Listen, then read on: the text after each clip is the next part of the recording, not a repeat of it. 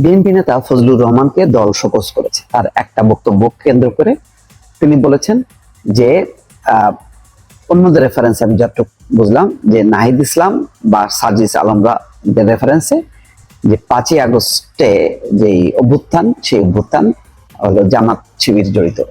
সেই জামাত শিবিরকে তিনি কালো শক্তি আখ্যায়িত করেছেন। ঠিক ওনার বক্তব্যটার পুরো অর্থটা, বিষয়টা এমন না যে তিনি জুলাই গণ অভ্যুত্থানকে কলঙ্কিত করছেন বা তার বিরোধিতা করছেন, তা তো না। তাই যদি করতেন তাহলে গত 15 বছরে ফজলুর রহমান কি বক্তব্য দিল, আমরা কি প্রচার করলাম, সেটা একটু বোঝার দরকার। ওনার একটা বক্তব্যের নানা রকম ব্যাখ্যা হইতে পারে। দল শোকজ করেছে, এটা বলেছে যে এটা মানে খুবই উদ্দেশ্যমূলক, ঠিক আছে, দল তো এটাই করে। কিন্তু হঠাৎ করে এটাকে কেন্দ্র করে মানে তার কুশপুতলিকা দাহ করা, বিক্ষোভ, এগুলোর মধ্য দিয়ে কি বিএনপিকে সাইজ করা নাকি ফজলুর রহমানকে সাইজ করা, আমি বিষয়টা পরিষ্কার না। ফজলুর রহমান সাম্প্রতিক সময় অনেক কথা বলছেন, তার বক্তব্যে নিঃসন্দেহে জামাত ইসলাম, এনসিপি তারা ক্ষুব্ধ হতে পারে। এটা একজন স্বাধীন মুক্ত মানা মানুষ বলতে পারে। আবার এটাও ঠিক যে বিএনপি বর্তমান একটা স্পর্শকাতর সময় অতিক্রম করছে। এই সময় হয়তো এত বক্তব্যটা বিএনপির জন্য প্রাসঙ্গিক নাও হতে পারে। কিন্তু ফজলুর রহমান তো ফজলুর রহমানই, তিনি মানে অনর্গল বলেছেন। কিন্তু আমার কথা হলো যে তিনি কি জুলাই গণঅভ্যুত্থানকে স্বীকার করেন না, মানেন না, বা এটাকে চাননি? যদি নাই চেয়ে থাকেন তাহলে গত 15 বছরে আমরা বিভিন্ন সময় ওনার বক্তব্য নিয়েছি, প্রচার করেছি, বিভিন্ন মিডিয়াতে দেখেছি, এবং তিনি তো পালাননি। তিনি একেবারে সাহসিকতার সাথে তিনি কথা বলে গেছেন। তাহলে সেইগুলির অর্থটা কি?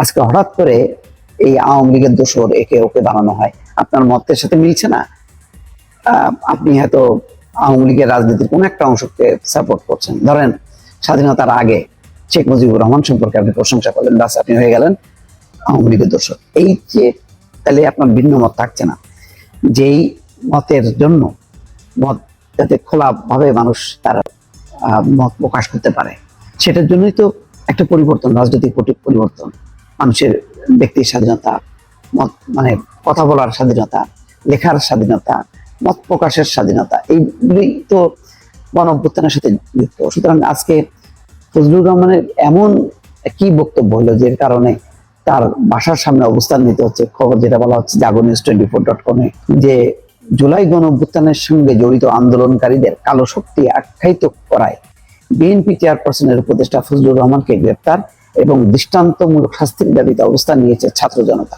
ফলে আন্দোলন ঘিরে ঘটনাস্থলে সতর্ক অবস্থানে রয়েছে আইন শৃঙ্খলা রক্ষাকারী বাহিনী।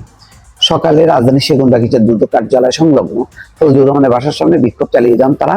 এ সময় সেনাবাহিনী সদস্য, পুলিশ সদস্যদের উপস্থিত থাকাতে আমার ধারণা যে একটু বাড়াবাড়ি হচ্ছে, একটু কৌশলে বিএনপিকেও সাইজ করার একটা প্রবণতা। ফজলুর রহমানের মতন জনপ্রিয় নেতা, যিনি মুক্তিযোদ্ধা, এরকম নেতা যদি বিএনপি থেকে মাইনাস হয়, এটা বিএনপির জন্য খুব প্লাস হবে না।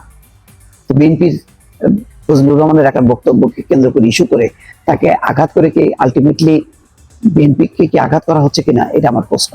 আমি সমীকরণে যাচ্ছি না। ভালো থাকবেন, আল্লাহ হাফিজ।